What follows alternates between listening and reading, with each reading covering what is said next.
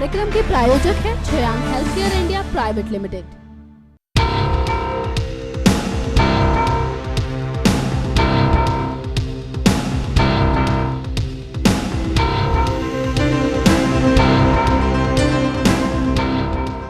पांच राज्यों में विधानसभा चुनावों के बिगुल के साथ ही सारी राजनीतिक पार्टियां अब जनता को लुभाने की कवायद में जुट गई हैं। इन्हीं पांच राज्यों में एक राज्य तमिलनाडु है, जहां आने वाले दिनों में मतदान होने वाले हैं। तमिलनाडु की सियासत को देखा जाए तो वहां हमेशा ही दो पार्टियों का वर्चस्व रहा है।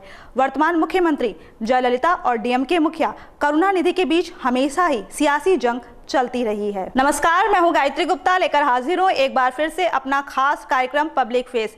इस प्रोग्राम में आज हम बात करेंगे डीएमके मुखिया एम करुणानिधि के बारे में। तमिलनाडु के 5 बार मुख्यमंत्री रह चुके करुणानिधि अपने सियासी करियर में अपने भागीदार वाले हर चुनाव में अपनी सीट जीतने का रिकॉर्ड बनाया है। करुणानिधि ने अपने शासनकाल में सूबे के लिए कई सराहनीय कार्य किए हैं। एक तमिल राजनेता होने के नाते वो हमेशा तमिल समुदाय के हक की लड़ाई लड़ते रहते हैं। 60 साल के अपने सियासी करियर में उन्हें कभी हार का मुंह नहीं देखना पड़ा। तो चलिए डालते हैं एक नजर करुणानिधि के सियासी सफर की तरफ।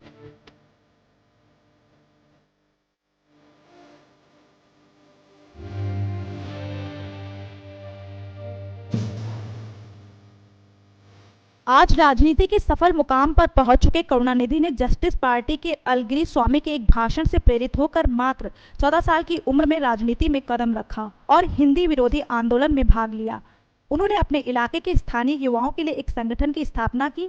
बाद में उन्होंने तमिलनाडु तमिल मनारम मंदरम नामक एक छात्र संगठन की स्थापना की, जो द्रविड़ आंदोलन का पहला छात्र विंग था। करुणानिधि ने अन्य सदस्यों के साथ छात्र समुदाय और खुद को भी सामाजिक कार्य में शामिल किया। यहाँ उन्होंने इसके सदस्यों के लिए एक अखबार चालू किया, जो डीएमके दल के आधिकारिक अखबार मुरासोली के रूप में सामने आया। कन्नाकुडी में हिंदी विरोध प्रदर्शन में उनकी भागीदारी तमिल राजनीति में अपनी जड़ मजबूत करने में करुणानिधि के लिए मददगार साबित होने वाला प्रमुख कदम था। इस औद्योगिक नगर को उस समय उत्तर भारत के एक शक्तिशाली मुगल के नाम पर डालमियापुरम कहा जाता था।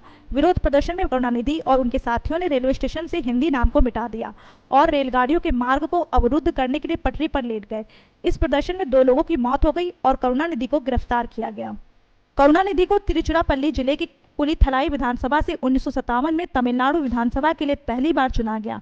वे 1961 में डीएमके कोषाध्यक्ष बने और 1962 में राज्य विधानसभा में विपक्ष के उपनेता बने और साल 1967 में जब डीएमके सत्ता में आई तब वो सार्वजनिक कार्य मंत्री बने।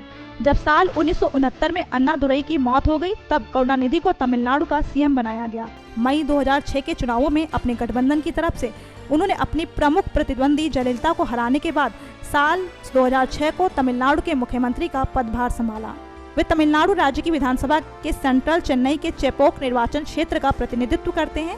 तमिलनाडु विधानसभा में उन्हें 12 बार और तमिलनाडु विधान परिषद में 1 बार निर्वाचित किया गया है।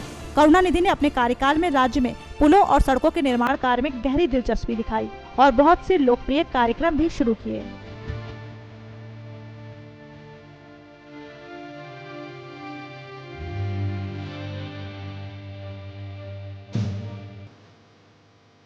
करुणानिधि ने अपने शासनकाल के दौरान सूबे में विकास कार्य किए, जिनको अब भी सराहा जाता है। एक बेहतरीन और जुझारू नेता के तौर पर पहचान बनाने वाले करुणानिधि कला के भी बेहद धनी हैं। दरअसल सियासत के मंझे खिलाड़ी करुणानिधि को फिल्मों की पटकथा लिखने का भी काफी शौक रहा है। उन्होंने करियर तमिल फिल्म उद्योग में एक पटकथा लेखक के तौर पर शुरू किया था। उन्होंने तमिल सिनेमा को शिवाजी गणेशन और एस राजेंद्रन जैसे कलाकार दिए। फिल्मों में लिखने के अलावा करुणानिधि ने तमिल साहित्य में भी अपना योगदान दिया। करुणानिधि अपने निजी जीवन को बड़ी ही खुशमिजाजी के तौर पर जीते हैं। तो चलिए डालते हैं नजर करुणानिधि की व्यक्तिगत जिंदगी के दिलचस्प पहलुओं पर।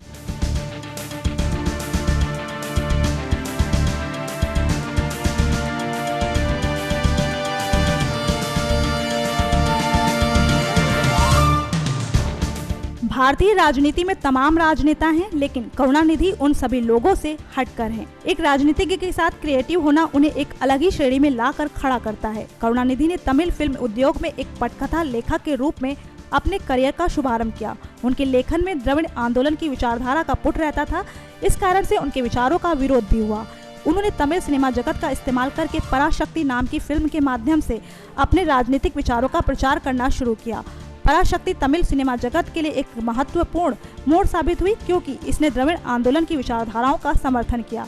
शुरू में इस फिल्म पर बैन लगा दिया गया, लेकिन अंत में इसे साल 1952 में रिलीज किया गया। ये फिल्म बॉक्स ऑफिस पर एक हिट फिल्म साबित हुई, लेकिन इसकी रिलीज विवादों से घिरी थी। रूढ़िवादी लोगों ने इस फिल्म का जबरदस्त विरोध किया, क्योंकि इसमें कुछ ऐसे तत्व थे जिसने ब्राह्मणवाद की आलोचना की थी। करुणानिधि ने गद्य और पद्य में तकरीबन 100 से अधिक किताबें लिखी हैं। फिल्मों में लिखने के अलावा करुणानिधि ने तमिल साहित्य में भी अपना योगदान दिया। उन्होंने कविताएं, पत्र, पटकथाएं, उपन्यास, स्टेज नाटक, संवाद और गीत आदि लिखे। उन्होंने तमिल भाषा और कला को भी अपना योगदान दिया। साल 2010 में हुई विश्व क्लासिकल तमिल कॉन्फ्रेंस का अधिकृत थीम सॉन्ग एम करुणानिधि ने ही लिखा था, जिसकी धुन AR रहमान ने तैयार की थी। कई पुरस्कार और सम्मान उनके नाम हैं। इसके अलावा 2 बार डॉक्टरेट की मानद उपाधि से भी सम्मानित किए जा चुके हैं। करुणानिधि की निजी जिंदगी काफी दिलचस्प है। मुथुवेल करुणानिधि का जन्म 3 जून 1924 में हुआ था। वे मुथुवेल और अंजुगम के बेटे हैं। करुणानिधि का कहना है कि वो प्रतिदिन योगाभ्यास करते हैं, इससे उन्हें ऊर्जा और सफलता मिलती है। उनका 3 बार विवाह हुआ है। उनकी 3 पत्नियों में पद्मावती का निधन हो चुका है, जबकि दयालु अम्माल और रजती अम्माल जीवित हैं। उनके 4 बेटे और 2 बेटियां हैं। बेटों के नाम MK Muthu, MK Alagiri, MK Stalin और MK तमिल रासु हैं। उनकी बेटियों के नाम सेल्वी और कनिमोजी हैं। कनिमोजी राज्यसभा सदस्य हैं। MK मुथु उनके सबसे बड़े बेटे हैं, जो कि पद्मावती से पैदा हुए थे, जिनका जल्द ही निधन हो गया। अजागिरी, स्टालिन, सेल्वी और तमिल रासु दयालु अम्माल से पैदा हुए। उनकी तीसरी पत्नी रजती अम्माल से एकमात्र बेटी हैं, जिनका नाम कनिमोजी है।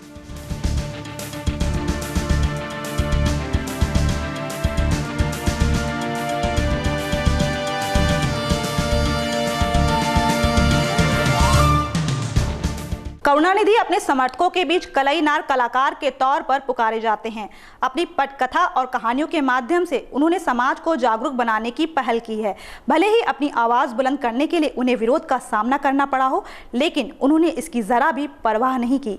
सामाजिक सरोकार से वास्ता रखने वाले करुणानिधि अपना मकान दान कर चुके हैं, जिसे उनकी मौत के बाद गरीबों के लिए एक अस्पताल में बदला जाएगा। एक कद्दावर नेता के तौर पर पैठ बनाने वाले करुणानिधि का नाम विवादों से भी जुड़ा रहा। विरोधियों के साथ साथ खुद उनकी ही पार्टी के सदस्यों ने उन पर वंशवाद का आरोप लगाया। तो चलिए डालते हैं एक नजर करुणानिधि से जुड़े विवादों पर।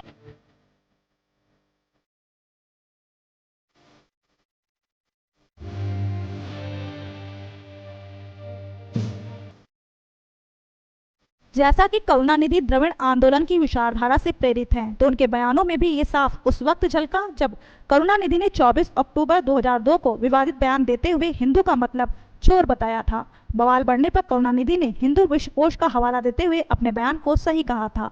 करुणानिधि के इस बयान पर तब हिंदू संगठनों ने जमकर बवाल किया था। हिंदुओं की भावनाओं को ठेस पहुंचाने के आरोप में एक व्यक्ति गौतमन की शिकायत पर सिटी पुलिस ने क्रिमिनल केस दर्ज किया।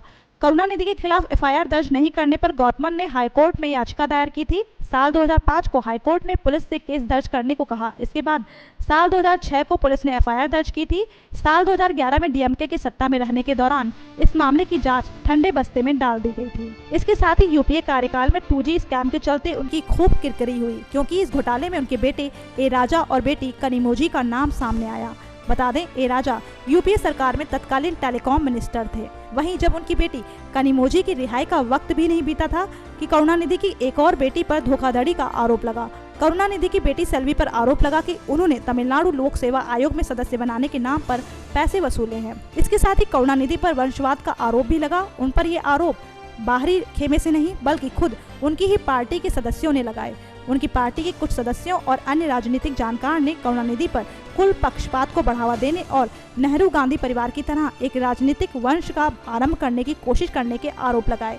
DMK को छोड़कर जाने वाले वाइको की आवाज विरोध में सबसे अधिक बुलंद थी। सियासी जानकारों का कहना है कि वाइको को MK स्टालिन और परिवार के अन्य सदस्यों के लिए एक खतरा मानते हुए दरकिनार कर दिया गया था।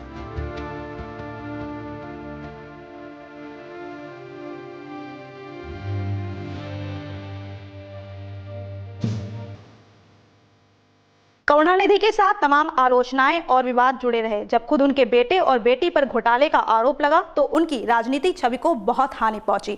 हालांकि हर बार की तरह ही इस बार भी करुणानिधि तमिलनाडु में फिर से अपनी सत्ता की आस लगाए हुए हैं, लेकिन उनकी ये उम्मीद कितनी सही साबित हो पाती है ये तो चुनावों के बाद ही पता चलेगा। तो ये था आज का हमारा पब्लिक फेस। हमें उम्मीद है कि आपको हमारा ये प्रोग्राम जरूर पसंद आया होगा। अगर आपको हमारी ये पेशकश अच्छी लगी तो हमारे चैनल को जरूर सब्सक्राइब करें। अगली बार फिर मुलाकात होगी किसी खास चेहरे के साथ, लेकिन तब तक के लिए नमस्कार। इस कार्यक्रम के प्रायोजक है Shreyank health care India private limited.